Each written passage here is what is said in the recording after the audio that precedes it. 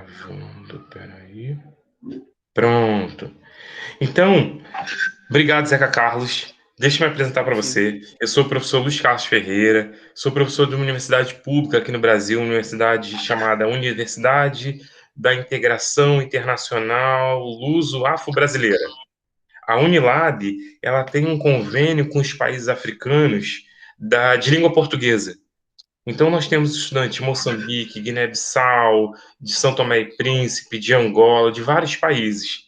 E, em particular, Zeca, eu tenho feito um trabalho de pesquisa dentro da questão da educação de adultos, que para vocês é alfabetização e educação de adultos. Nós chamamos exato. aqui de educação de jovens e adultos. Então, eu faço um trabalho em cima das manifestações culturais africanas e afro-brasileiras e reúno também a discussão em cima da educação de adultos. E aí eu tenho me aproximado um pouco dessa discussão que passa pelos países africanos. Por isso, o interesse em conhecer cada vez mais um pouco do chão da escola, sabe? A gente conseguiu uma entrevista com o ex-ministro de Guiné-Bissau, ex-ministro da Educação. Tenho conseguido com pesquisadores daí, do seu país. Mas agora eu preciso me aproximar mais ainda da sala de aula para entender um pouco dos pormenores. Então eu quero te agradecer por você você ter aceito o convite. Eu sei das dificuldades de horário, de trabalho, mas muito obrigado. A professora Isabel ainda vai entrar, mas eu não quero tomar também seu tempo, então eu vou te fazendo algumas perguntas, posso fazer assim? Exato. Zeca, fala para mim então quem é o Zeca? Quem é o Zeca Carlos? Exato. Muito Vamos lá. obrigado sim, Obrigado. obrigado por essa oportunidade de poder participar, não é? É a primeira vez que eu participo assim ao vivo, não é? Nessas plataformas online. O Zeca Carlos Félix é um chefe de repartição do Serviço Distrital de Educação, Juventude e Tecnologia no distrito de Xemba, província de Sofala, em Moçambique, claro. Então, no distrito, nós temos muitos serviços, muitos setores. Temos o setor que responde pela área da agricultura e atividades econômicas. Temos o setor que responde a nível distrital na área de infraestruturas. Temos a área da saúde e eu pertenço à área da educação. Então, dentro do Serviço Digital de Educação, temos lá um diretor de serviço e 5 chefes de repartições. Tem uma repartição que responde pela área de cultura, juventude e desportos. Tem uma repartição que responde por área de recursos humanos. Outra repartição responde por administração e planificação, os que tratam dos dinheiros. Temos uma repartição que responde pela área de ensino técnico, profissional e tecnologia. Então, a minha repartição, onde eu sou chefe, eu respondo pela área de educação geral. Quer dizer, tratamos do subsistema de educação geral, tanto como o subsistema de educação de adultos. É porque tudo que tem a ver exatamente com a educação de adultos a nível do distrito, e eu respondo, não exatamente como o diretor deste serviço, mas sim como um dos chefes que responde por esta área. E aí, então você é chefe que responde pela área do distrito de Xemba. Exatamente, na área de Ah, educação, no sim. subsistema de educação geral, não é? Primeira, 12ª classe, e também por esse subsistema de educação de adultos. E conta pra gente então, como é que funciona? Agora entra no seu trabalho para nos dizer, por exemplo, assim, quantas escolas a gente está falando, qual é esse universo aí, como é que é esse cenário do distrito, da educação no distrito? Exatamente. Por falar só do o próprio subsistema de educação geral, nós temos um efetivo a nível do distrito, temos um efetivo de 24.577 alunos. 24.577 alunos, desses, a participação feminina é de 10.581. Mas, para o subsistema agora de educação de adulto, está dividido, não é? Temos o que chamamos de alfabetização, que é Sim. exatamente o primeiro ano, não é? O primeiro ano de ingresso, chamamos de alfabetização. E depois temos exatamente pós-alfabetização. A pós-alfabetização é exatamente o terceiro ano. Não temos o segundo ano. Quer dizer o seguinte, que na alfabetização ingressam-se esses jovens e adultos, claro, e ao terminar o ano, eles não transitam para o segundo ano, transitam diretamente para o terceiro ano, isso que chamamos de pós-alfabetização. E em termos do efetivo, neste ano, 2020, nós temos 892 alfabetizandos, com uma participação feminina de 529. Sim. É o efetivo que nós temos neste ano. Agora, em termos de centros, porque aquilo que chamamos no subsistema de educação geral de uma escola, né? Aquilo que chamamos de escola, então, na alfabetização, nós chamamos isso de unidade. É uma unidade. Então, sim, no subsistema de educação de adultos, escola, nós chamamos por unidade. E aquilo que chamamos de ZIP, por exemplo, aqui em Moçambique, nós chamamos de ZIP, que é uma zona de influência pedagógica. Tem lá uma sede que coordena as atividades de 2, 3, 4, dependendo do número de escolas próximas àquela ZIP. Então, em caso de atividade, assim, as escolas mais próximas reúnem-se naquela sede da ZIP. Isso no subsistema de educação geral. Mas nesse subsistema de educação de adultos, nós chamamos de NPB. NPB, quer dizer, Núcleo Pedagógico de Base.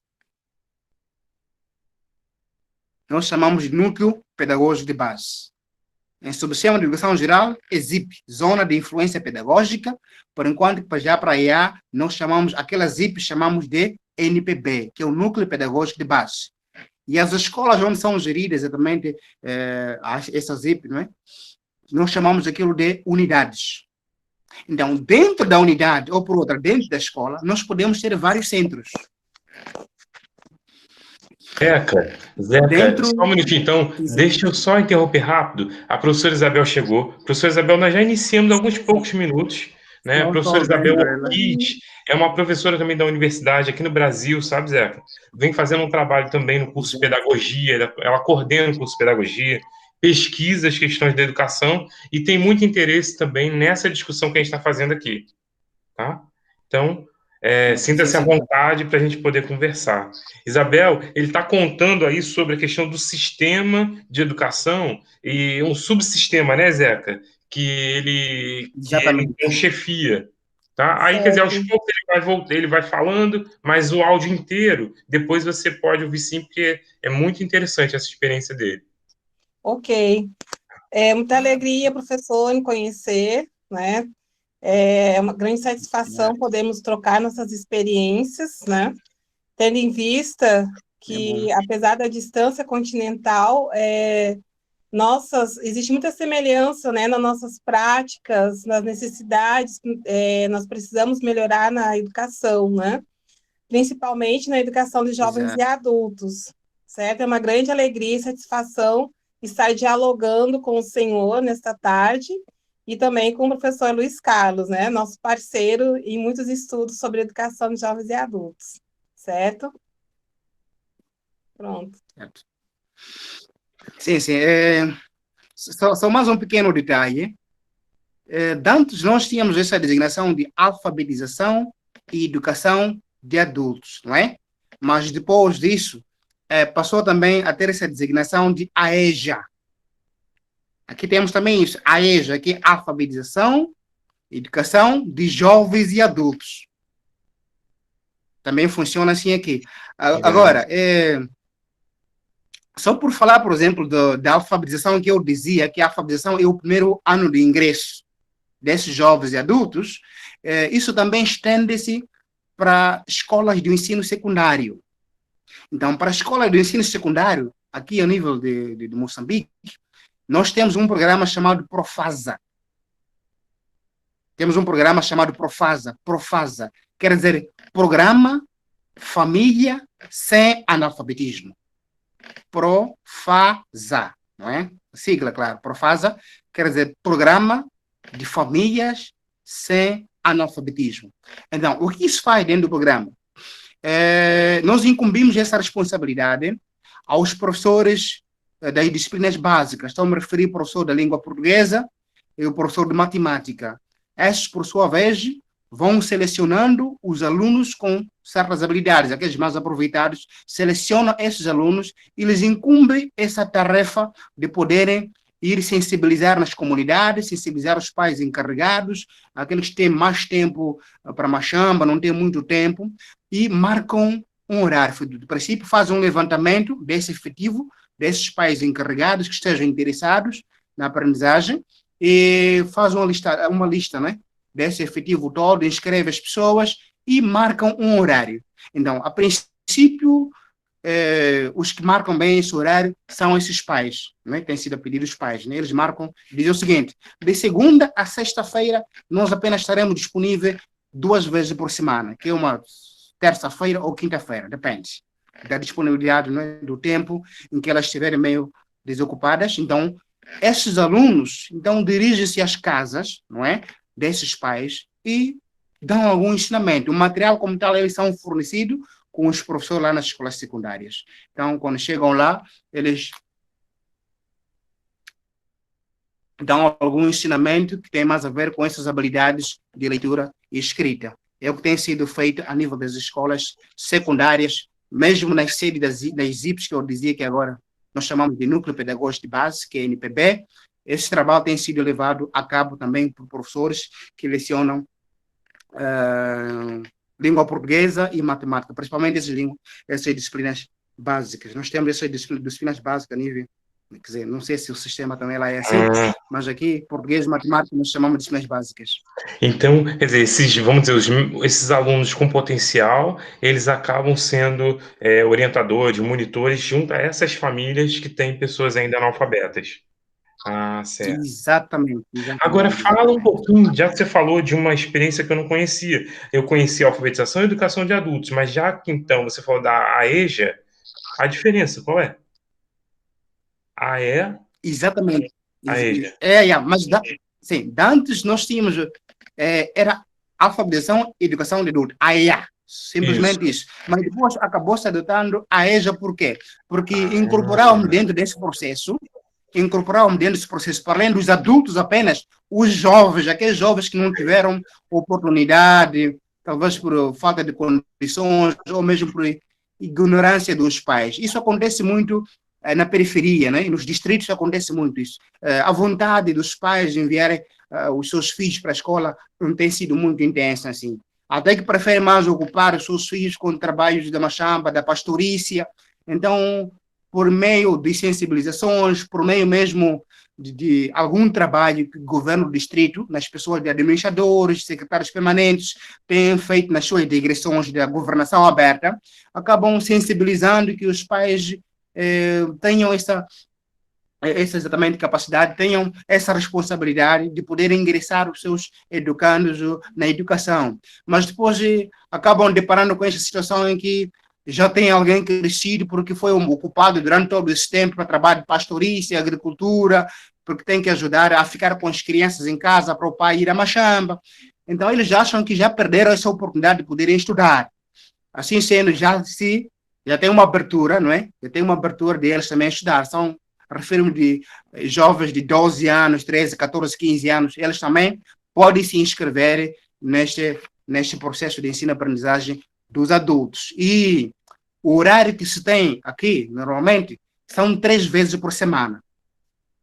Para essa EJA, essa educação de adultos, são 3 vezes por semana. Tem sido dias intercalados, que é segunda-feira, quarta-feira e sexta-feira. Então, segunda, quarta e sexta-feira. E para a alfabetização, que eu dizia que é o primeiro ano, tem lá apenas 2 disciplinas, não é? 2 disciplinas, que é português e matemática, mas a designação não é essa de português e matemática. Português, nós aqui chamamos de literacia. Literacia, português. Matemática, chamamos de numeracia. Tipo a arte, não é? A ciência de números, a ciência das letras. Chamamos de literacia e numeracia. E posso até mostrar o livro, é este aqui. Pois Vocês é, podem ver? Zeca, esse livro eu tive acesso a ele, buscando na editora Plural. Esse livro é da Exatamente, é de lá editora mesmo. Plural, que Exato. trabalha. Então, você tem aí, Isabel, olha a dica: esse livro tem o livro tanto do alfabetizador quanto do alfabetizando. Então, o que eu tenho é de português, Exatamente, é sim, sim. literacia. Né? E aí mostra o Exatamente, trabalho, literacia. quase que o trabalho de base do professor para alfabetizar esse adulto. Né? Mas eu queria Sim, perguntar sim. uma outra coisa, Isabel, vai perguntando aí, porque eu acabo. Então, tudo bem, tranquilo. Eu Tá? estou achando a fala dele muito próxima às ações que são desenvolvidas no programa Alfabetização Solidária, né? Então, assim, quando se vai abrir as turmas de EJA, principalmente nas comunidades rurais, é alguém da comunidade que vai até as famílias para fazer a relação do nome das pessoas Sim, interessadas em participar das turmas, nas aulas, né?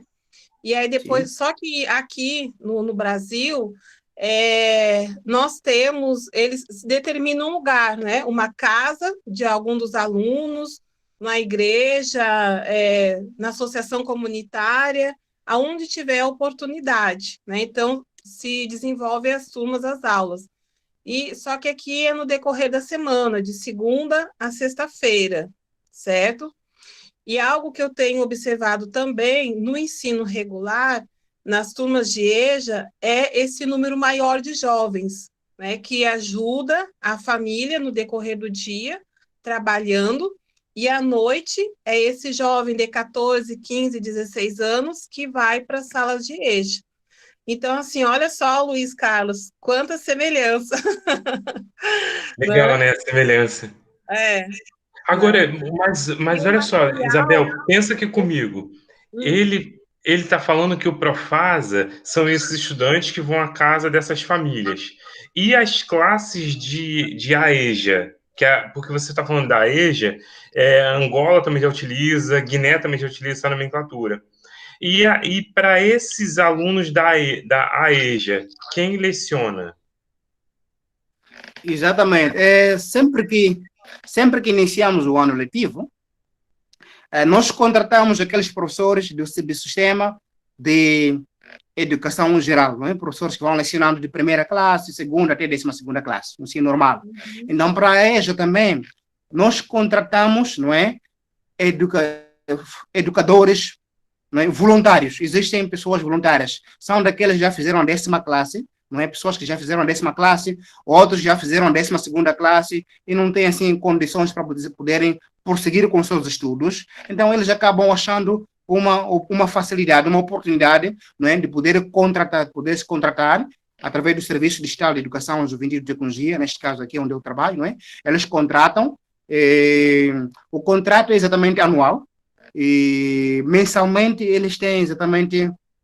Abre-se um concurso, os jovens metem lá os seus documentos, depois designa-se uma comissão de júri para fazer uma avaliação documental desses, quem deve, quem não deve passar, de acordo com a meta que somos atribuídos com a província. A província atribuiu, por sua vez, uma meta por cada distrito.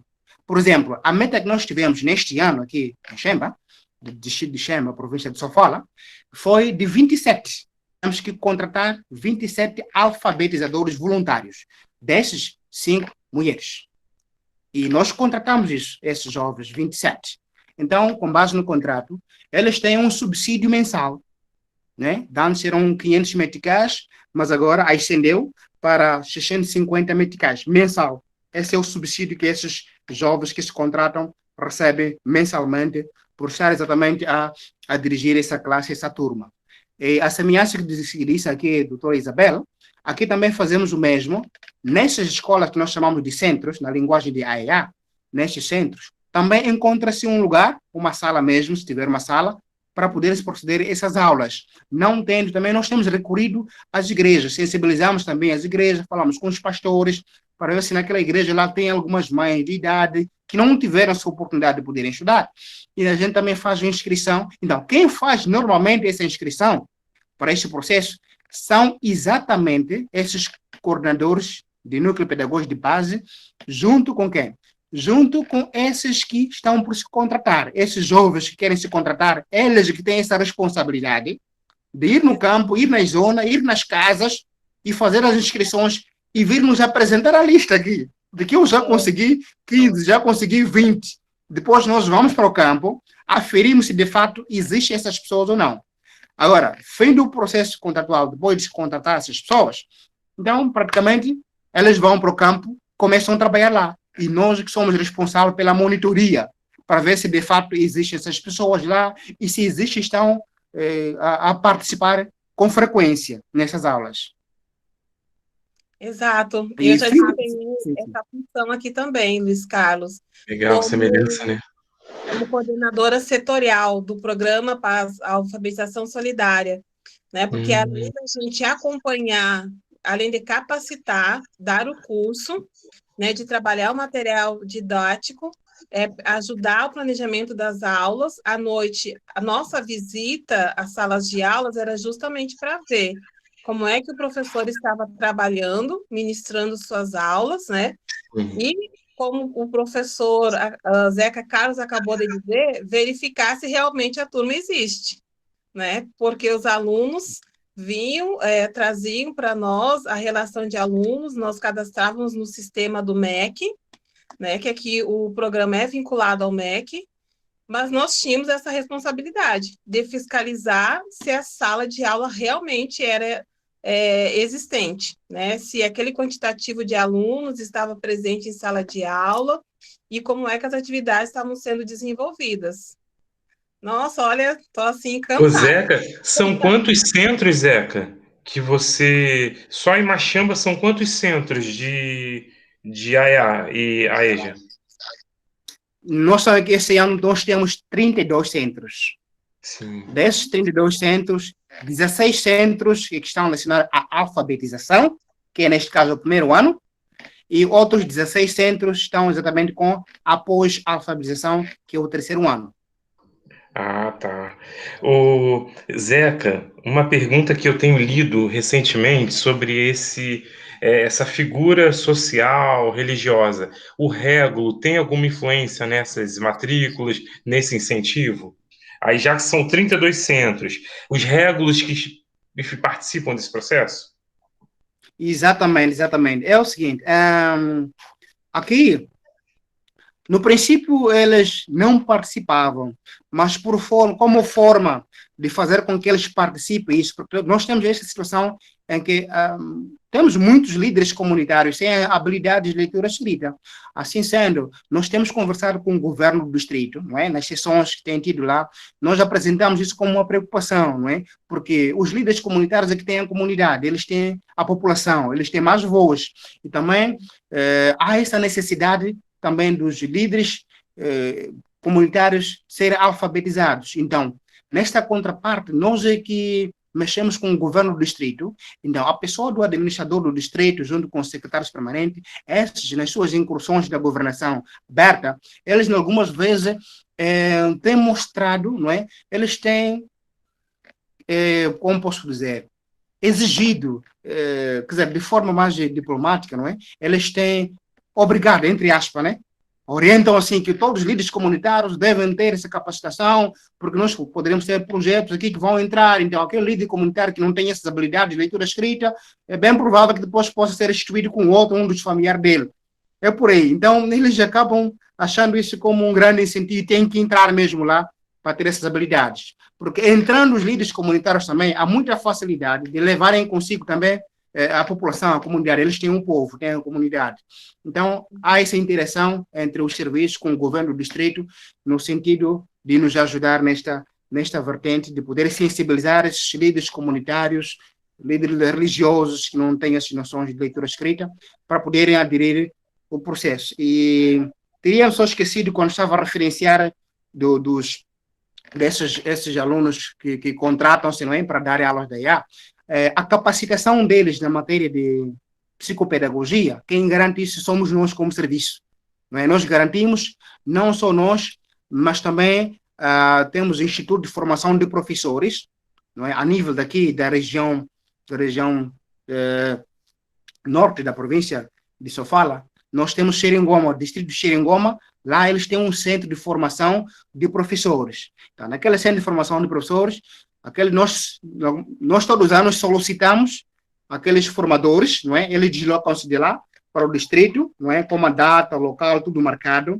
Eles aparecem aqui e capacitam aqueles jovens, porque aqueles jovens apenas, eles têm noção do que é 2 mais 2, 4 mais 4, têm noção de leitura escrita, mas a própria pedagogia de como transmitir esse saber para as comunidades, eles podem, de certa forma, enfrentar alguma dificuldade. Então, nós sujeitamos eles muito antes, no princípio do ano mesmo, em fevereiro, no princípio do ano, nós sujeitamos eles a esta capacitação. Nós chamamos de capacitação de andragogia. Os formados mesmo em educação de adultos acabam não aparecendo, né, ô Zeca? Por exemplo, a UP tem uma licenciatura para educação de adultos. Esses formados, eles acabam não aparecendo nesses centros, né? Acaba ficando muito mais destinado para esses que não têm a formação no ensino superior. Nesse instituto que eu estou a referir, Instituto de Formação de Professores, tem lá professores formados nessas áreas de andragogia que estou a referir. Por exemplo, na cidade da Beira, nós tínhamos lá o Instituto Nacional de Educação de Adultos. E eu passei por lá, né? Depois de eu ter feito o meu curso, quer dizer, o nível médio, 12ª classe, eu fui formado. Eu também sou um educador profissional. Fui formado lá, quando tinha 12ª classe, fiz mais de 2 anos de formação e comecei a trabalhar como professor com esse nível, né? 12ª, era um educador profissional. Só depois daí acabei fazendo a minha licenciatura à distância na Universidade Católica de Moçambique, fiz a matemática. Temos lá esses formadores formados, não é, em andragogia, são exatamente esses que se deslocam para os distritos para poderem capacitar esses jovens. Entendi, eles atuam na capacitação, né? Na capacitação para desses docentes. Isabel, quer perguntar uma coisa? Quer perguntar uma coisa? Eu achei interessante a fala do professor Zeca a respeito da andragogia, né? Porque é a ciência que trabalha especificamente com a questão de jovens e adultos, né? Conhecer de forma mais profunda quem é o nosso aluno, né? Da EJA, e aí como trabalhar, desenvolver metodologias, material didático, né? O próprio livro didático voltado para esse público.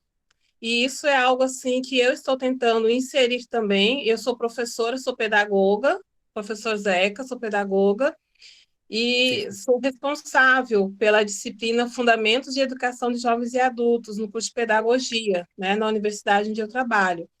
E aí eu estou tentando introduzir algumas pesquisas na área da andragogia, né? E é interessante que o que nós trabalhamos assim como uma unidade dentro da disciplina, vocês trabalhem como curso, né, para a formação de professores. Assim, é claro, para nós, existem muitas lacunas, né, porque aqui eu moro no estado de Picos, do Piauí, desculpa, né, no estado de Picos. Nós não temos cursos específicos para a formação de professores.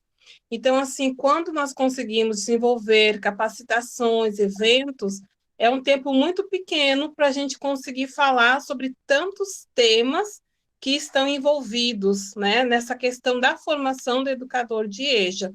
E eu acho muito interessante, Luiz Carlos, esse aspecto, né, que ele falou sobre a andragogia, porque é o foco, de fato, da formação do educador de EJA, né? Verdade, verdade. E eles têm essa formação, né? O que difere da gente, né? A gente acaba não tendo. Pois é. Zeca, a gente vai tocar num assunto que numa das lives que a gente fez aqui ficou marcado, e você já disse lá no iniciozinho sobre a questão da permanência maior de mulheres, né? Nessa alfabetização. Você falou de 892 pessoas, 529 são mulheres. Você pode falar para a gente um pouco sobre essa participação maior de mulheres? Foi, né, Isabel? Foi até tema, né, da gente poder discutir aí a questão a questão do gênero, do né? gênero, exato. A permanência do gênero feminino nas turmas de EJA, certo? Exato. Aqui, o número que participa mais, de fato, é de mulheres em relação aos homens. Por que isso tem acontecido? É porque, para além do próprio serviço como tal, o serviço também trabalha com um movimento chamado MASMA, não é? Que significa, MASMA significa Movimento de Advocacia, Sensibilização e Mobilização de Recursos para Alfabetização. Então, a nível de todos os distritos, a nível da direção provincial, nós temos este gabinete a funcionar.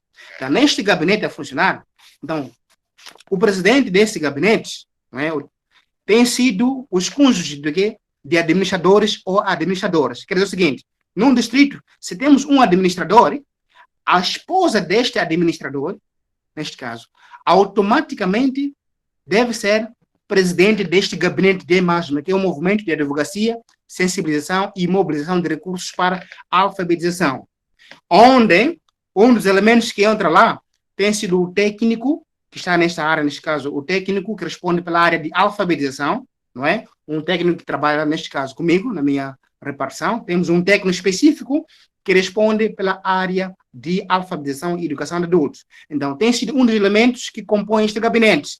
Tem tido também algum pessoal da ação social. Temos tido também algum pessoal, por exemplo, como chama, do comando distrital da PRM, não é? Compõe um grupo de 5, 6, 7 elementos que compõem este MASMA. É uma orientação mesmo presidencial. Mesmo a nível da província, nós temos a pessoa do governador, a esposa do governador, automaticamente deve ser a presidente do MASMA a nível provincial. Então, eles também fazem um trabalho, deixam para os distritos também, é porque, dizia, se o governador é uma mulher, neste caso, automaticamente o marido deve ser esse presidente do MASMA. Então, eles também têm desencadeado algumas atividades. Eles trabalham junto com a UJM, são organizações sociais, né?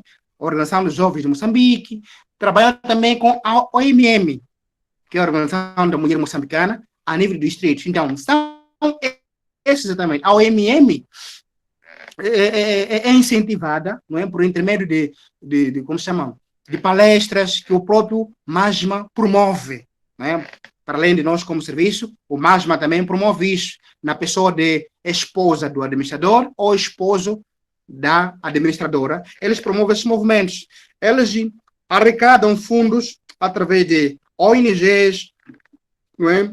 Fazem peditórios para comerciantes, não é? Para ONGs, fazem peditório nos mercados. Então, naquele peditório lá, eles recebem, de certa forma, algum material, ou cadernos mesmo, sebentes, algum material que eles recebem. Então, esse material eles usam no trabalho que eles fazem de poder sensibilizar a mulher, porque trabalham juntamente com a OMM. Então, é aí onde se consegue sensibilizar e conseguir esse número grande de mulheres a participarem na educação de adultos. E você sabe falar para a gente esses motivos? Por que de tanta mulher? Sim. Por que de tanta mulher? A gente já sabe um pouquinho, mas eu ouvi um pouco mais de você sobre essa questão da cultura, né? Como ela está presente aí na tua experiência, né? Como alguém que está trabalhando, né, no sistema, no subsistema. Sim, sim. Uhum. Exato. As mulheres mesmo, de fato, participam mais em relação aos homens. Eu não sei se é um dos dois. São as pessoas que assimilam mais, mesmo nas nossas sensibilizações. Então, as mulheres, por sua vez, é que assimilam mais essa educação em relação aos homens. Os homens são mais para os trabalhos, e porque os homens também.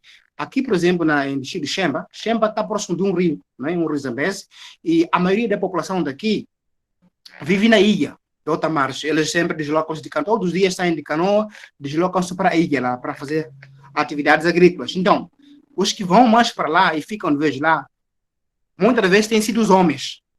Esses homens, junto com algumas crianças de uma idade que dá para ir a Machamba, né? Conforme dizia que algumas vezes até criança com idade de ir à escola acabam levando para na ilha, porque eles dizem que nós não podemos deixar as crianças nessa margem aqui, temos que levar as crianças para na ilha para podermos partilhar aquele alimento que formos a consumir, do que estarmos a separar temos que separar um alimento para deixar para as crianças nessa margem, outra parte do alimento terem que buscar para lá no trabalho da agricultura. Então, acabam levando. Agora, lá, porque a situação de segurança da própria ilha também, em tempo de cheia, não cheia, o local é de risco. Então, as pessoas que prevalecem mais tempo lá, na ilha, são os homens e não as mulheres. As mulheres ficam mais para essa margem daqui. Então, é por aí que eles aderem mais em relação aos homens. Os homens estão mais tempo lá na Machamba em relação às mulheres. Entendi. Você acha que ainda é forte essa questão do lobolo, essa questão do casamento prematuro, da gravidez precoce? Ainda, você hoje, né, ainda vê isso, ô Zeca? Porque o que a gente estuda aqui é que essas práticas culturais elas ainda são muito presentes. Mas elas são muito presentes, assim, elas ainda permanecem? Ou isso já tem deixado, já a cultura já tem se perdido um pouco, isso não tem sido uma prática? O que você tem a dizer? O que você acha sobre isso? Exato. Eu comecei a trabalhar aqui em 2018.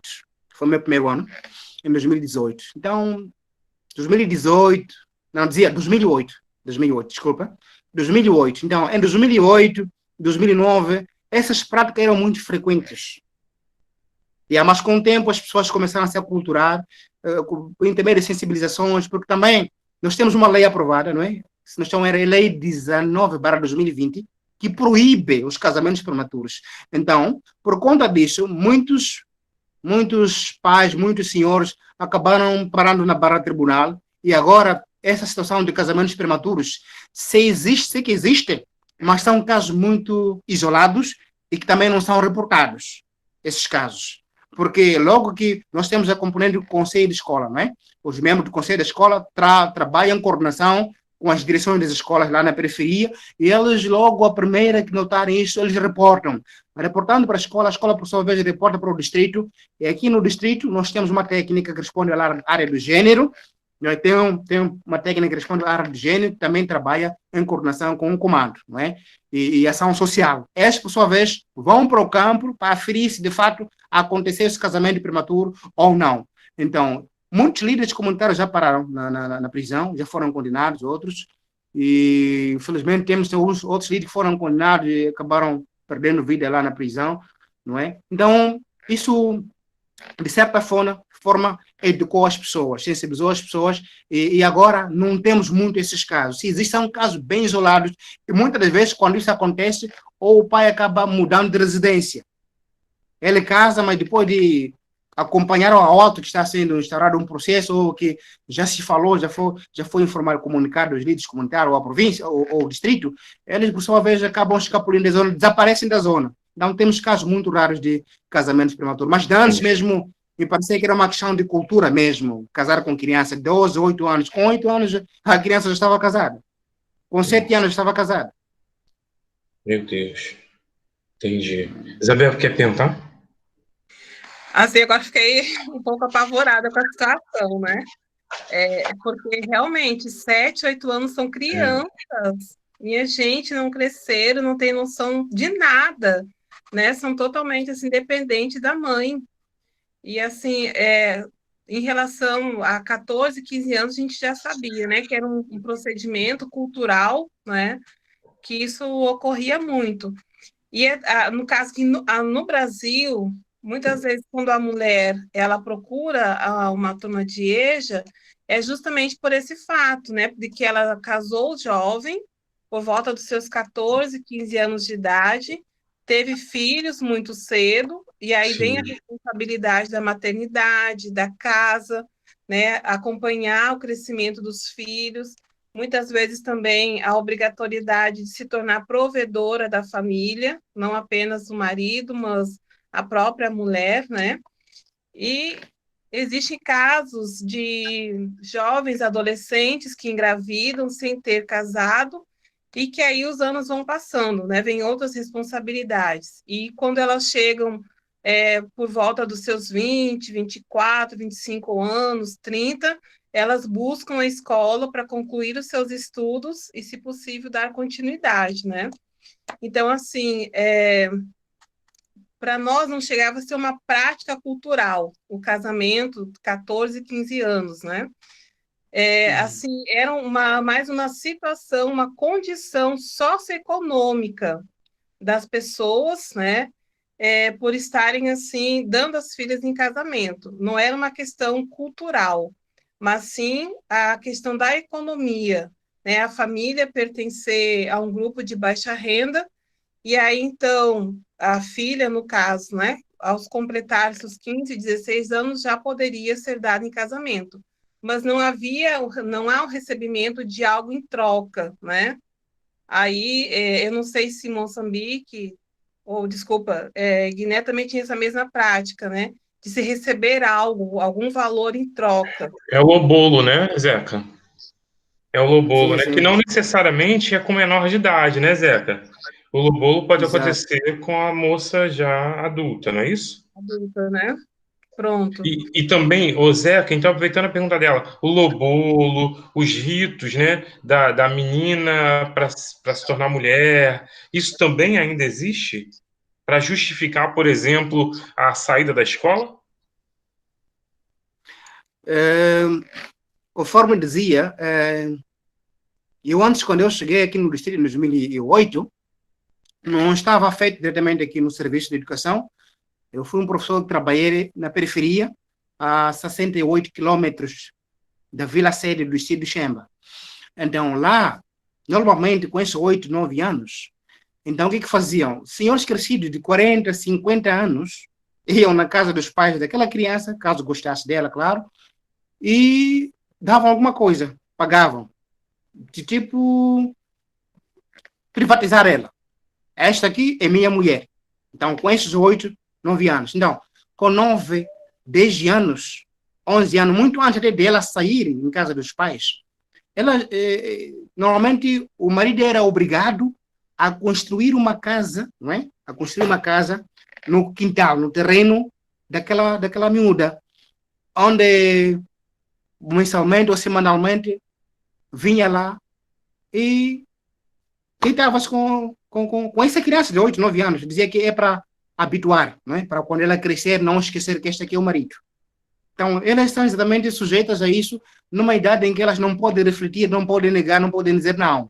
Mas essas práticas, graças a Deus, estão a terminar. Mas a questão do lobolo, aqui não há problemas. Eles pagam, eles pagam. Lobolam, tem essa tradição.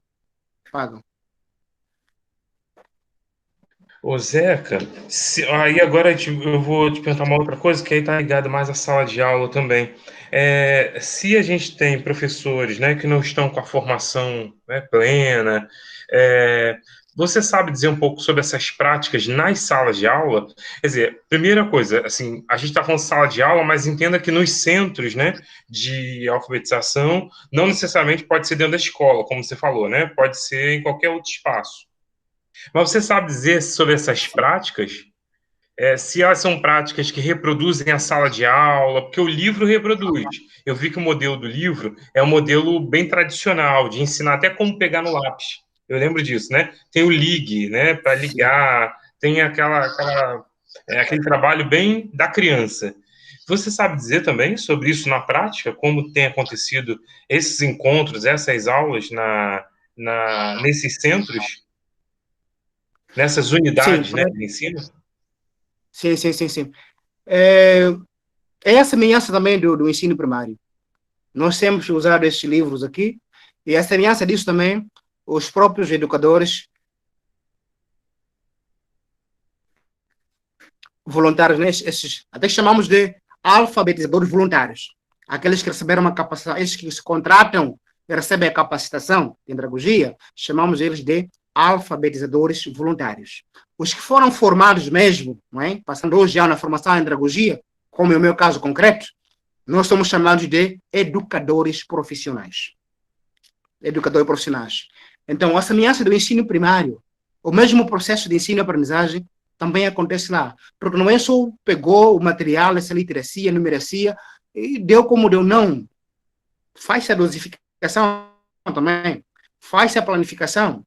E os diretores das escolas onde estão lá instalados os centros, que nesse caso a escola, conforme dizia, nós consideramos, chamamos de unidades, os diretores também fazem a monitoria lá, vamos para lá, mediante uma dosificação semanal, que hoje a aula que vai se dar é esta e aquela até na segunda, quarta, sexta-feira. Conforme eu dizia, são intercalados, são 3 vezes por semana.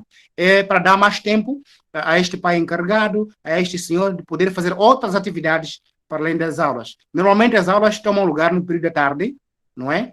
A partir das 14 horas. 14 até 16 horas, são 2 horas. 14, 16 horas. 1 hora do tempo para a literacia, outra 1 hora do tempo para essa área de numeracia. Neste caso, o procedimento também é o mesmo, não é? Este de grafismo também é o mesmo, acontece do mesmo jeito que acontece com o ensino primário. Só que o tratamento já é outro, né? Porque conforme falamos que estamos perante adultos não são crianças, é por isso que há essa necessidade sempre de serem capacitadas, não é? Serem capacitados esse pessoal, esses alfabetizadores voluntários, para poderem saber como se proceder perante um adulto. Um adulto não é uma criança, não pode brincar com ela, é preciso com mais seriedade, evitar estar a atrasar sempre e não aparecer com frequência. O adulto pode desistir com muita facilidade e ele precisa de aprender algumas coisas que possa colocar na prática. É por isso que nas capacitações também temos falado para eles de que, para além destes conteúdos que aparecem nesses manuais, nesses livros que nós temos, eles devem introduzir também a componente currículo local. A componente currículo local tem a ver mais com a localização do centro, onde está localizado o centro e quais são as matérias que têm mais interesse na comunidade. Porque o adulto é aquele que quer aprender uma coisa que precisa de colocar em prática. Ele quer saber qual é o distanciamento, por exemplo, de uma planta de milho, não é? Para eu ter maior produtividade. Não é? O que eu tenho que fazer para ter uma boa colheita? Então, são essas questões práticas que acabamos contemplando no currículo local. Acabamos contemplando exatamente nessa planificação que se faz semanal. Semanalmente, faz uma planificação e o planificado é executado na sala de aula. Mas o procedimento é o mesmo. Ensina-se também como escrever o alfabeto, números naturais, enfim. Ô Zeca, uma promessa aí, tá, Isabel, que eu já vou fazer em nosso nome. Em 2021, se nós estivermos em Moçambique, a gente já se compromete em trabalhar também com uma formação para os professores, enfim, para a secretaria. A gente também vai ter maior prazer em poder dar uma capacitação, né, Isabel? Poder trabalhar um pouco com essa formação. Eu acho que é o mínimo da nossa contribuição diante do trabalho que vocês realizam. Ah, isso já é uma promessa de campanha, tá, Isabel, que eu estou falando aqui. Com certeza. Ô, Zeca, agora falando como chefe da Seremos muito gratos. Zeca, quais são as suas dificuldades? Quais são os seus desafios, suas dificuldades? O que você encontra assim ainda de dificuldade, de desafio que você precisa romper? Nós temos como dificuldades, em algumas vezes, por exemplo, em algumas vezes, a maior dificuldade que nós temos é exatamente da limitação do efetivo de contratação. Por exemplo, este ano, nós recebemos fomos atribuídos esta meta de contratar 27. Sim. No ano passado, 27 destes 5 mulheres. No ano passado, nós tínhamos 38. Ano antepassado, tínhamos 56. Isso quer dizer o seguinte, cada ano que passa, não é, por causa dessa componente de bolo alimentar, contenção de custos, cada ano que passa, me parece que o efetivo de contratação acaba diminuindo, o que faz com que tenhamos o menor número de pessoas contempladas, só a falar desse caso de educandos, contempladas no processo de ensino-aprendizagem nesta componente de AIA. A semelhança de outros distritos, né, que estão mais mais próximos da cidade, neste caso da cidade aberta, estou a falar de Dondo, Nhamatanda, eles têm parceiros, né? Tem parceiros que, para além desta meta que somos atribuídos para contratar os alfabetizadores voluntários, então a ONG entra, não é? A ONG entra, não é? Eles também dão uma certa meta, ajudam na contratação. Ao invés de contratar 27, eles podem puxar o número para 50, para 60, para 70.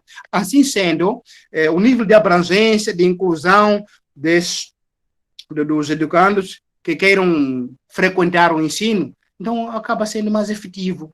Então, a dificuldade exatamente tem sido ter sido este. O outro também é do material, porque esses pais encarregados, quando se inscreve lá, as escolas, essas que chamamos de unidades, são obrigadas, não é?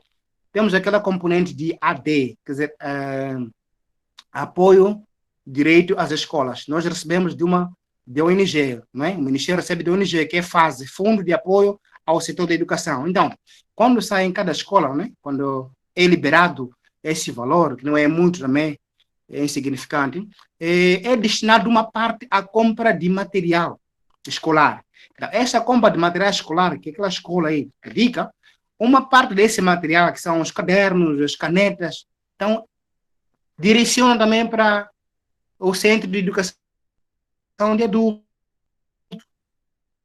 para poder dar esses pais. Eles dizem que queremos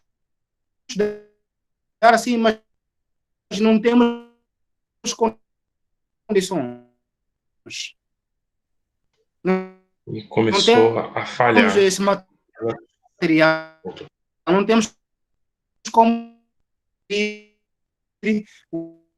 os cadernos, os lápis, os regos, os estojos, nós não temos como adquirir isso. Não, porque nós estamos mais as direções das escolas acabam potenciando algum, então, de material dos lápis, tratação também, se houver possibilidade, podemos estender o número. Há vezes, por exemplo, em que todos eles, os alfabetizadores voluntários, ficam preenchidos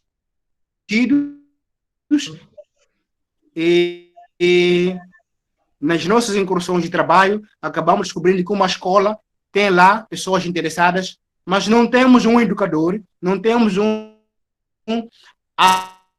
alfabetizador para lá estar. Porque não temos como Zeca, pagar de acordo Zeca, com aquela volta? meta que fomos atribuídos com a província. Acho que voltou, né, Isabel? Chegou, viu? Percebeu que deu uma falhada? Sim. É. Sim, estou ouvindo. Você falou uma parte importante ali, você falou assim, aí a gente não tem valor para pagar alguma coisa que você estava falando antes. Sim, posso Pode, por repetir. favor. Eu dizia o seguinte, que por causa da meta, sim, dizia o seguinte, que por causa desta meta que somos atribuídos com a província, tem acontecido muitas vezes em que temos descoberto outros centros ou escolas mesmo, através de sensibilização, temos identificado pais que estejam interessados, não é, para poderem estudar. Mas, em contraparte, o efetivo que nós somos dado como meta, depois de já alcançado, então não temos tido condições para poder contratar mais jovens e dedicar-se àquele efetivo lá para formar mais uma turma, 2 ou 3 turmas, dependendo. Então, dizia eu que temos distritos que estão próximos da cidade da Beira, que têm projetos, não é, ONGs, não é, organizações não governamentais, que apoiam, não é, que para além daquela meta lá, que é atribuída àquele serviço, àquele distrito, eles apoiam mais contra...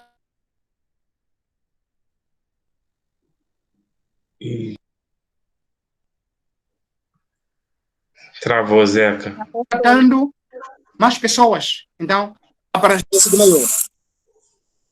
Voltou. Não sei se me perceberam. Tem um delay, né? Aí chega uma hora que trava. É. Mas eu acho que a gente entendeu, né, Isabel? Deu para entender, sim. Eu só queria fazer uma pergunta ao professor Zeca sobre a questão de políticas de governo, certo? Existem políticas determinadas para a educação de jovens e adultos em Moçambique? Como é que vocês trabalham essa questão da legitimação, né, enquanto uma obrigatoriedade do Estado está ofertando a educação para pessoas adultas? No Brasil, por exemplo, nós temos resoluções, né, temos pareceres, decretos, tem o Plano Nacional de Educação, Vocês possuem esses mesmos documentos aí? Como é que está a questão dos aspectos legais da EJA em Moçambique? Acho que falhou, né? Acho que falhou. Sabe o que eu acho que tinha que fazer? Tinha que se desconectar e se conectar de novo. É. Zeca,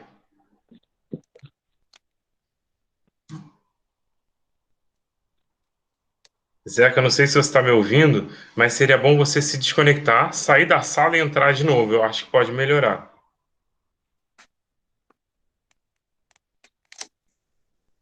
É, Acho que deixa deve ter eu caído o dar. sinal para ele. Eu acho que caiu o sinal, é verdade.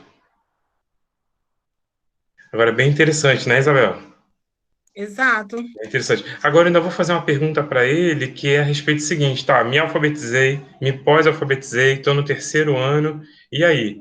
Né? Porque aqui, né, Isabel, a gente tem a alfabetização de adultos que vai até o ensino médio. Isso ainda não está bem entendido na minha cabeça, como é que o aluno lá chega. Ah, voltou. Zeca?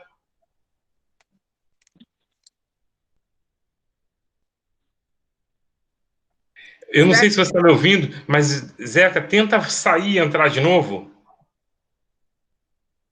Se Deus quiser, você vai voltar, né? Porque o meu medo é de você sair e não conseguir voltar mais. E seria interessante também, Luiz Carlos, a gente ver sobre essa questão da formação profissional, porque aqui tem o ProEja, né? Que é a Então, você já viu que ele é formado no 11º e 12º anos, que são profissionais. Ele Exato. é um técnico, ele é um educador profissional, como ele falou, porque aí é antes ainda da graduação, né? É. É um pouco do que você está perguntando, da educação profissional, né? Que se dá, você está falando do Também, ProEja, né? Nesse caso, ou poderia ser as antigas escolas normais, né?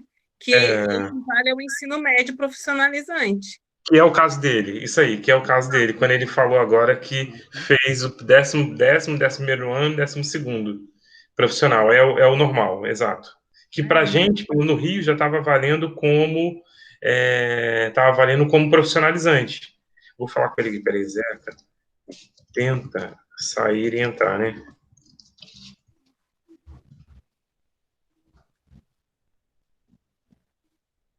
Porque no Rio, Isabel, era ainda, né, o curso normal, o Conselho Estadual de Educação trouxe para uma modalidade, né? Então, hoje a gente entende que é uma modalidade da educação, que está na educação profissional.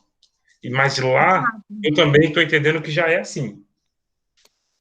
Lá eu acho que já é uma Escola modalidade. normal, né? Acho que é só uma questão de nomenclatura É só mesmo. uma questão de nomenclatura, exato.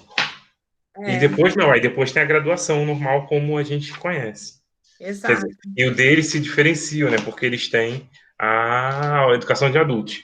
Você vê, na semana que vem, a Elsa falou: não, eu faço questão de participar, eu quero saber se os meus alunos aprenderam direitinho, porque eles estudaram com ela na licenciatura em EJA.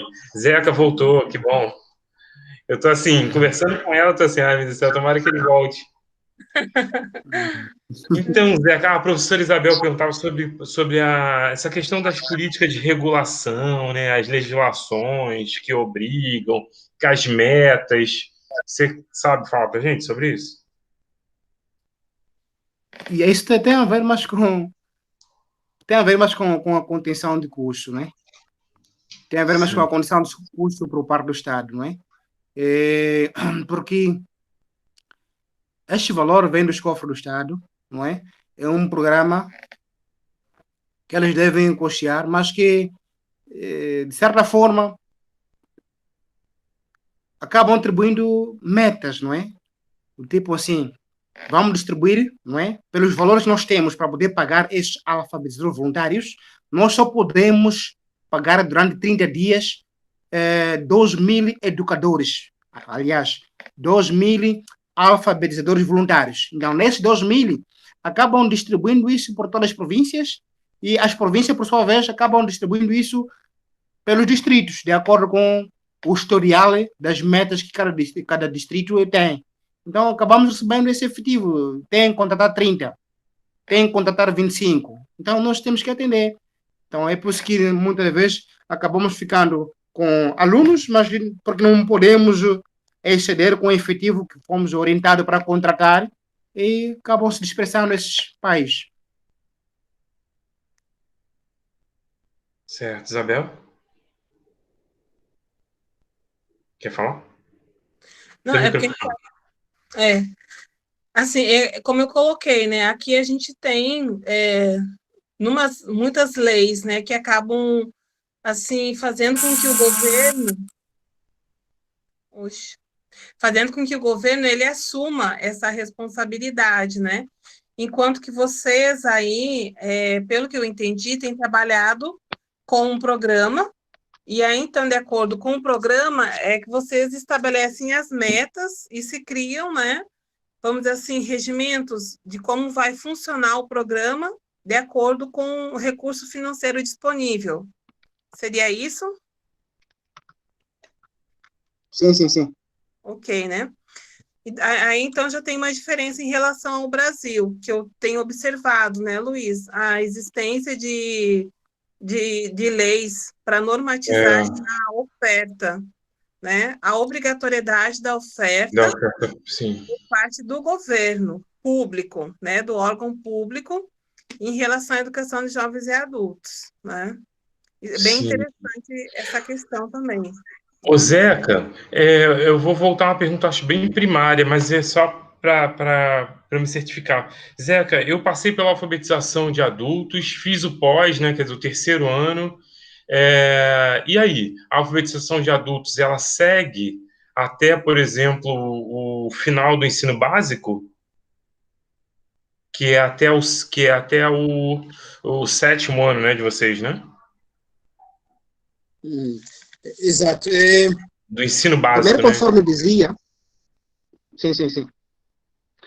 Conforme dizia, temos a alfabetização, depois da alfabetização, a pessoa transita para após a alfabetização, que é o terceiro ano. Então, depois a alfabetização, neste caso que é o terceiro ano, então a pessoa transita para a sexta classe, né? Sexta classe do subsistema de educação geral. Sexta Ah, classe. tá. Então, depois da alfabetização, vem pós-alfabetização, que já é o nível de até a quinta classe. Exatamente. Terceiro Ah, ano, neste caso, que é após a alfabetização, corresponde à quinta classe. entendi. Sim, porque a alfabetização a gente está falando do primeiro e do segundo anos. Exatamente. Exato. Tá bom. Aí, então, a alfabetização é o primeiro e segundo ano, Isso. pós-alfabetização Depois da é o alfabetização. terceiro e quarto ano, né? Terceiro, quarto e quinto ano. E quinto ano, exato. Aí Né? depois ele segue o Exato. sexto ano, que já pode até acontecer à noite, né, Zeca? Aí Sim, sim, posso a estudar à sexta noite, claro. classe, a sétima, já é à noite obrigatoriamente, não? Tem que ser à noite. Por tratar-se Ah, de tem pessoas que ser à mais noite. idosas, crescidas, tem que estudar à noite. Hum. Hum. Então, E faz a sexta classe, sétima classe, faz à noite. tá, mas se eu tiver na minha idade da escola, se eu for uma criança, um jovem dentro da idade da escola comum, eu não vou para noite. Eu vou fazer Até a que sexta classe, a sétima classe na minha escola comum, ou não? é o seguinte, não é proibido assim por lei. Não temos lei que proíbe de que elas possam frequentar exatamente o curso diurno, de dia, neste caso. Não proíbe. Não proibimos isso. Só que por causa do próprio receio, não é? Do pai, ele prefere estudar à noite que de dia.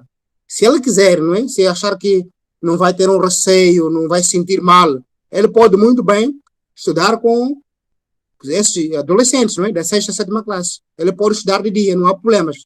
Não se rejeita. Mas por causa daquele receio, aquele complexo todo, epa, eu sozinha na turma, eu, duas pessoas estou na turma com crianças, então acabam preferindo estudar à noite.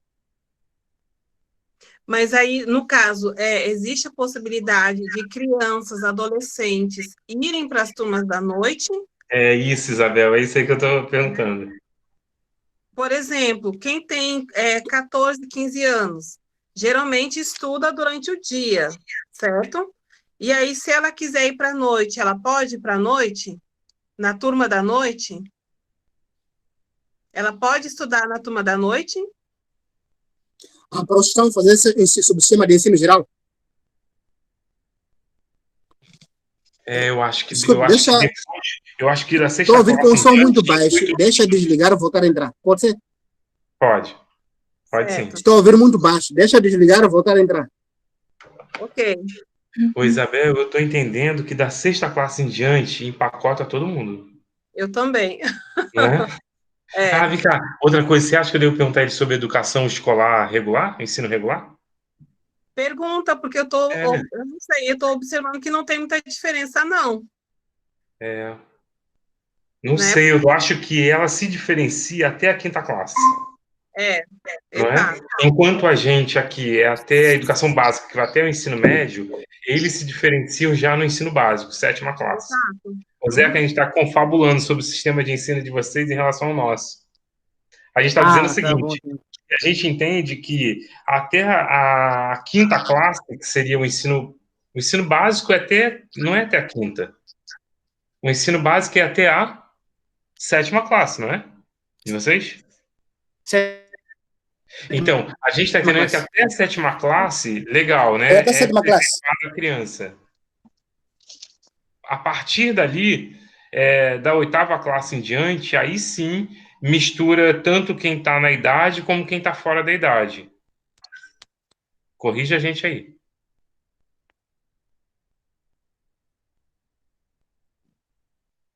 Não, agora travou de vez. Foi.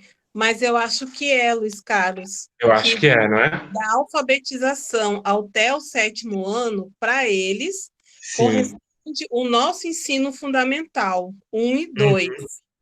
E a partir do 8º ano, né, corresponde ao ensino médio.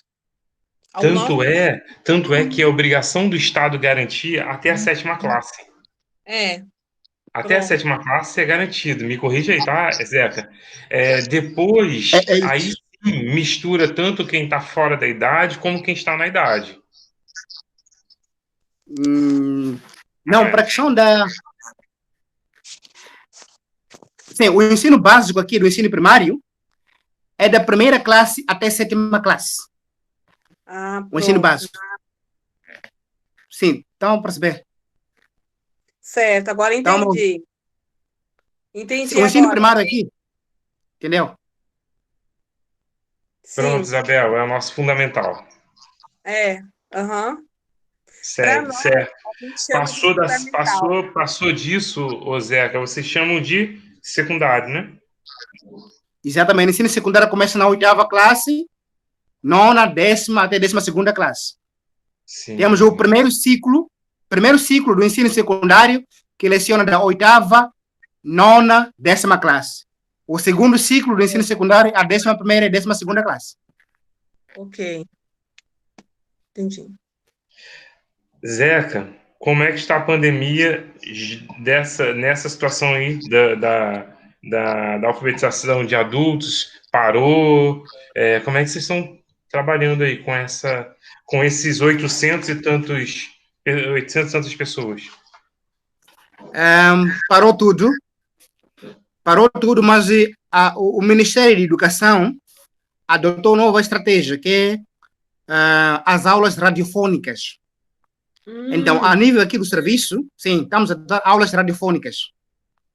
A nível de serviço, nós temos escalonado educadores profissionais para poderem gravar essas aulas, porque nós temos, a nível do distrito, certos professores, não é, a semelhança de mim mesmo, que fomos formados nessa área de andragogia. Então, esses educadores profissionais, nós escalonamos eles, solicitamos eles, aparecem aqui no serviço e levamos eles para uma sala e gravamos aulas.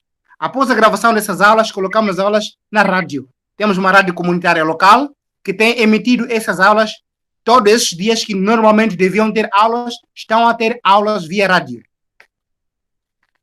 Legal. A gente está agora com outro nome, sabe, Zeca? Leva para o seu país. Aqui a gente está chamando de podcast. Vai ficar mais chique. Podcast. É podcast, mas na verdade são aulas gravadas em rádio. É aula em áudio que a gente está gravando aqui, mas está dando um nome mais bonito e mais sofisticado. Então, Podcast. é dessa forma que vocês têm conseguido segurar esses alunos para que não se perca e, enfim, né, a gente não tem aí uma crise maior do analfabetismo, né? Não temos assim maior. De acordo com o Instituto Nacional de Estatística, em 2007 nós tínhamos uma taxa de 69,9% de analfabetismo a nível de Ximba. Mas agora, essa estatística para 2017, 10 anos, passados 10 anos, eles ainda não atualizaram, não é? O Instituto Nacional de Estatística não atualizou apenas a nível provincial. A nível da província temos a taxa de analfabetismo em 43,3%. Então, a nível do distrito, eles ainda não enviaram esses dados para percebermos mais ou menos em que ponto estamos. Zé, que a gente já vai te dar sossego, tá? A gente já vai terminar, para não descansar mais. Isabel, posso fazer uma pergunta para ele? Oi? Posso fazer uma pergunta para ele? Pode, fique à vontade. Ô, Zeca, como é que fica essa questão das influências religiosas nessas salas de aula, nessas classes? Tem alguma influência, seja das igrejas, seja das religiões de matriz africana? Isso entra na sala de aula? E quando eu digo entra, assim, ó, entra no conteúdo, entra no trabalho que o professor formado na andragogia passa nas capacitações para esses educadores voluntários. Tem esse trabalho ligado à cultura, como você mesmo falou, da cultura local? Embora seja uma disciplina, embora vocês tenham trabalhado aí para colocar no currículo, isso é um trabalho forte?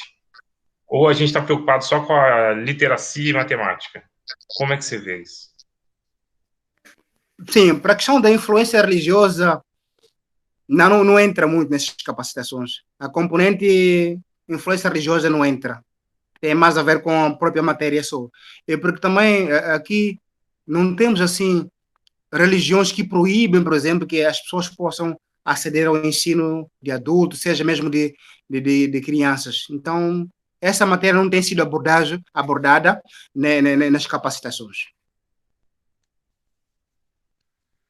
Mas ela tem alguma influência sobre a formação no sentido assim, ó, de que as pessoas elas deixam de praticar seus ritos, né, religiosos ou espiritual por conta de que tem uma nova compreensão ou passaram a ter contato com uma nova cultura religiosa?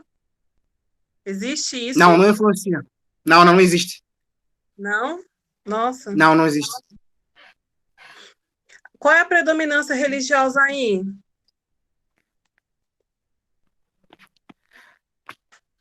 Aqui temos as igrejas que estão aqui não é muito. Nós temos muitas igrejas aqui, mas sim. Estava a dizer o seguinte: nós temos aqui muitas igrejas, aquelas igrejas que surgem na zona, não é? Que surgem na zona com 10, 15 pessoas, não é? Existem lá as igrejas, mas que de algum momento eles não têm assim um impacto negativo no processo de ensino e aprendizagem. Em termos de igrejas oficiais mesmo que existem aqui, aquelas mais grandes registradas, nós temos aqui a Igreja Católica e a Igreja Adventista e a Assembleia de Deus, são essas três igrejas. Não, as restantes são aquelas igrejas pequenas que surgem daqui para aqui e que acolhem um número não muito superior. A aderência não é muito grande. Zeca, província de Xemba, distrito de Sofala. Não, província de Sofala, distrito de Xemba. Distrito de Xemba. Línguas locais aparecem? Qual é a língua aí? Quais as línguas que tem em Xemba, por exemplo? E essas línguas aparecem também na sala de aula? Ou o professor também trabalha só com a língua oficial, que é o português? Que é uma discussão que a gente tem feito, a gente tem ouvido muito, né? Das línguas locais, né? Sim. Felizmente aqui no distrito de Xemba temos uma única língua, não é? Materna, língua local, que é Sena, língua Sena. Então, é uma única só, língua Sena. Então, de algum jeito, esses alfabetizadores, quando estiver na sala de aulas, têm aplicado essa língua só para facilitar a compreensão de alguns conteúdos apenas. É como uma língua complementar, não que elas é dada em língua local. Dá-se em língua portuguesa, mas usa essa segunda língua, né, que é a língua principal delas, materna, só para poder complementar na explicação de certo fato que eles não possam perceber. É basicamente isso, mas as aulas são dadas em língua oficial portuguesa. Certo. Entendi. Você acha que isso dificulta, né, Zeca? Porque se a gente está falando de pessoas mais idosas ou pessoas com mais idade, elas viveram o tempo todo ouvindo a língua cena. E chega na Exatamente. escola, elas têm que viver uma outra língua, né, que é a língua oficial, né? Isso é Exato. muito complicado, né? Sim, sim. É. Porque ela precisa passar pelo médico, porque ela precisa passar por algumas situações em que a língua portuguesa que é a que é válida, então ela precisa se alfabetizar novamente. Nesse caso, na língua oficial. Sim, até que, por exemplo, quando formos a comparar o ritmo da evolução da aprendizagem, nas cidades, esses adultos têm quer dizer, têm um potencial um pouco mais elevado em relação ao campo, porque lá nas cidades tem pessoas crescidas, idosas que estão na cidade, que falam normalmente a língua portuguesa, então já é fácil poder aprender alguma coisa. Agora aqui, elas falam essa língua, o dialeto deles, então acabam encarando uma nova realidade na sala de aulas, né? Acabam encarando uma nova realidade na sala de aulas. Então, o professor tem que se dotar dessas estratégias todas no sentido de fazer perceber, não usar mais de 20, mais de 30% a língua local, não é? Mas usa-se no caso de só para poder dar mais coerência àquilo que a informação que quer se fazer chegar. Entendi. Isabel, vamos encerrar? O que você acha? Pode, Só pode colocar. uma perguntinha, uma última perguntinha. Claro, claro, claro, claro. Agora eu me lembrei, eu não poderia deixar passar. Tá, Zé, É, que a gente já tá terminando, que eu sei que tá então, tarde para vocês já. professor Zeca, como é que Sim, sim. vocês trabalham a questão dos alunos com deficiência no ensino regular e na educação de jovens e adultos? Sim, felizmente, aqui no distrito não temos esses casos de alunos com deficiência, mas a direção provincial tem trabalhado com esse instituto que eu dizia de formação de professores para poder capacitar alguma. Por exemplo, há dias nós tivemos uma conversa via Skype com a direção provincial, onde acabaram orientando que nós pudéssemos contactar este centro de formação de professores lá para os educadores, aliás, os professores lá entrarem aqui no distrito a fim de capacitarem alguns professores na matéria de Braille, por exemplo, em Braille. Nós temos o material, a província enviou o material, nós temos aqui o material, mas por enquanto ainda não temos esses casos nas escolas, quer do ensino primário, quer também dessa de AEA, ainda não temos esses casos de deficientes visuais que precisem dessa técnica, dessa nova linguagem. Mas, mesmo assim, somos orientados a podermos ter esse pessoal, no caso de, não é? De surgir algum aluno. Termos esses alunos com deficiência para poderem ser encaminhados às pessoas especializadas. Mas, por enquanto, nós ainda não temos. Sim. Certo. Pronto. Pois obrigada. Então, Zé, eu acho que a gente pode, né, Eu que Isabel? sou grato, Infelizmente, foi uma grande honra. Infelizmente, a gente tem que terminar. Então, assim, muito obrigado, Zeca, pela nossa conversa. Demorou, mas aconteceu. Então, assim, guarda o convite que eu Exato. acho que a gente pode falar para mais pessoas, se assim você quiser. Eu acho que valeria a pena, né, Isabel? Não há problema. Trazer o Zeca para poder falar com os nossos alunos, né? Eu acho que ia ser muito legal. Na semana que vem, Zeca, então nós vamos ter dois professores daí, né? Como eu te falei, a Maria, claro, né, que trabalha contigo, e um outro professor. Mas depois, então, mais à frente, eu acho que setembro já dá para a gente ter aí uma agendinha contigo. Se você, assim, puder Não há problema. disponibilizar, vai ser um prazerzaço. Isabel, quer falar com ele? Sim, sim. Não, é só agradecer, viu? Sua experiência é riquíssima. Para mim, que sou pesquisadora em EJA, assim, ter essa oportunidade de contatar com outros profissionais que também acreditam na possibilidade, né, não só apenas da formação escolar, mas da transformação da pessoa, do cidadão, através do conhecimento que ela adquire dentro de uma turma de EJA, é enriquecedor, né? E assim, é claro, como pesquisadora, tudo que foi falado para mim é ouro. É uma Pois é. muito grande. Isso que eu falei para eles, que a gente tem uma curiosidade muito grande em conhecer uma realidade que ela é muito próxima, mas ao mesmo tempo se distancia pela geografia. Mas a gente vê que por dentro, né, do processo é muito semelhante, Mas sabe? é Eu acho que as condições elas acabam se encontrando em muitos momentos. Foi muito enriquecedora, lhe agradeço mais uma vez, né, por a oportunidade de estarmos conversando, trocando esses rápidos minutos, né, e aguardamos sua participação num dos eventos do professor Luciano.